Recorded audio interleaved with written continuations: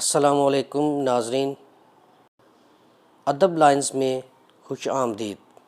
آج کی اس ویڈیو میں زندگی میں کامیابی کے اصولوں کو بیان کر رہا ہوں، تو آئیے شروع کرتے ہیں۔ بسم اللہ الرحمن الرحیم۔ روحانی ترقی۔ زندگی کے ہر شعبے میں نمایاں کامیابی کے لیے سب سے پہلے روحانی ترقی حاصل کرنا ضروری ہے۔ روحانی ترقی کا مقصد اللہ تعالیٰ کے آگے سجدہ ریزی ہے، رب کریم کے احکامات پر عمل کر کے اس بابرکت ذات کی خوشنودی حاصل کرنا ہے۔ دنیا کے تمام وہ لوگ جو اپنے اپنے مذہب کے بتائے ہوئے اصولوں پر عمل کرتے ہیں ہمیشہ خوش رہتے ہیں، ان کے دلوں کو سکون میسر ہوتا ہے، صحت کے معاملے میں ہمیشہ تندرست رہتے ہیں، دنیاوی پریشانیوں اور مالی مشکلات سے آزاد رہتے ہیں، انہیں آخرت کی فکر ہوتی ہے، وہ دنیا کو ایک کھیل تماشا سمجھتے ہیں، سادگی سے زندگی گزارتے ہیں، ناجائز ذرائع آمدن کے قریب نہیں جاتے۔ اسلام ایک مکمل ضابطۂ حیات ہے، اس میں دین اور دنیا دونوں کو رکھنے کا حکم ہے۔ دنیا کی مصیبتوں اور مالی مشکلات سے چھٹکارا اسی صورت میں حاصل ہو سکتا ہے کہ اگر ہم بطور مسلمان اپنے فرائض اور ذمہ داریاں اسلام کی روشنی میں ادا کریں۔ عبادت انسان کو ذہین بناتی ہے، اسے شعور کی دولت سے مالا مال کرتی ہے، خدا تعالیٰ سے لگن اسے اطمینان قلب نصیب کرتی ہے۔ عبادت ہر فرد کو دوسروں سے منفرد رکھتی ہے۔ خدا تعالیٰ کا ارشاد ہے کہ جو لوگ میری عبادت کریں گے ہم ان کو دوسروں سے ممتاز بنا دیں گے۔ یہ عزت اور مرتبہ نہ تو دولت سے حاصل ہو سکتا ہے، نہ ہی کسی دوسرے غیر شرعی طریقے سے مل سکتا ہے۔ دنیاوی کاموں میں ترقی حاصل کرنے کے لیے عبادت کا شامل ہونا بہت ضروری ہے۔ حقوق اللہ اور حقوق العباد کی ادائیگی سے ہی معاشرے میں ترقی ہوتی ہے، یہ روحانی ترقی کے بغیر ممکن نہیں۔ اب آ جاتے ہیں مادی ترقی کی طرف۔ موجودہ دور میں مالی وسائل بڑھانا مادی ترقی کہلاتا ہے۔ کچھ لوگوں میں خاندانی دولت اور جائیداد کے سہارے ترقی کرتے ہیں، انہیں اپنی تعلیم حاصل کرنے میں بھی مشکلات کا سامنا نہیں کرنا پڑتا، وہ موافق حالات میں اپنے زندگی بڑے آرام سے گزارتے ہیں۔ لاہور کے ایک بڑے جاگیردار گھرانے کا ایک تعلیم یافتہ آدمی جب مجلس قانون ساز اسمبلی کا ممبر بنا تو اس نے پنجاب اسمبلی میں پہلی تقریر میں کچھ یوں کہا: میری بڑی بڑی جاگیریں اور ذمہ داریاں میرے بڑوں کی غداری کا انعام ہے، اس میں میری خوبی نہیں ہے، میری ذات ان عنایات سے پاک ہے۔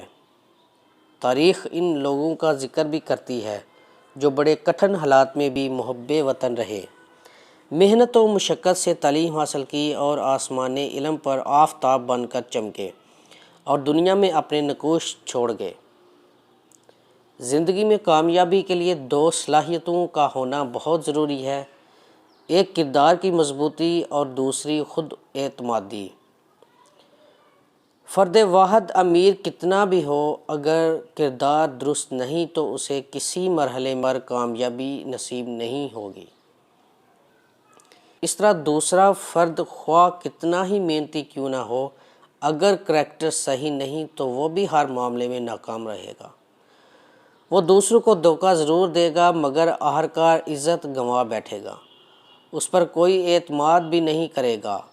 دوسری صلاحیت خود اعتمادی کی ہے، جو کامیابی کا پہلا راز ہے۔ اپنی قابلیت اور ذرائع کے مطابق مستقبل سنوارنا چاہیے۔ کاروبار میں وافر سرمایہ کی ضرورت ہے، اگر کاروبار کے لیے سرمایہ مطلوبہ مقدار میں بھی نہیں ہے تو کاروبار شروع نہیں کرنا چاہیے۔ ابتدا کرنے کے بعد سرمایہ نہ ہونے سے ذاتی اثاثہ بھی ختم ہو جاتا ہے۔ جس کام کرنے میں فرد واحد خوشی محسوس کرے وہی کام کرے۔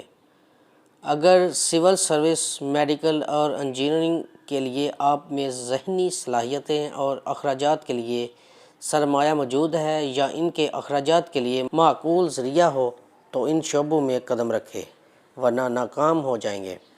کسی امتحان میں ناکامی کو ہم بدقسمتی قرار دیتے ہیں جو دوبارہ کوشش نہ کرنے کی وجہ ہوتی ہے۔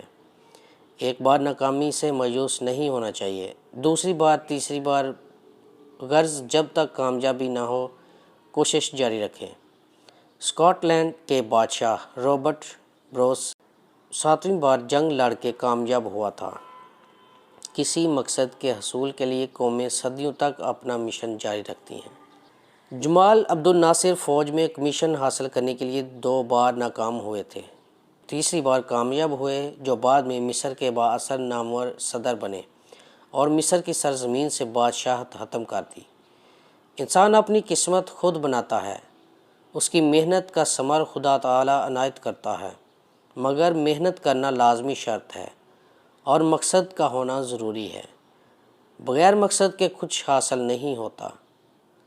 مقصد حاصل کرنے کی جد و جہد میں چند لوگ کامیاب ہو جاتے ہیں، کچھ اپنی کی ہوئی محنت سے فائدہ اٹھاتے ہیں، کچھ مقصد حاصل کرنے کے لیے اپنی زندگی کی تمام توانائیاں قربان کر دیتے ہیں مگر ناکام رہتے ہیں۔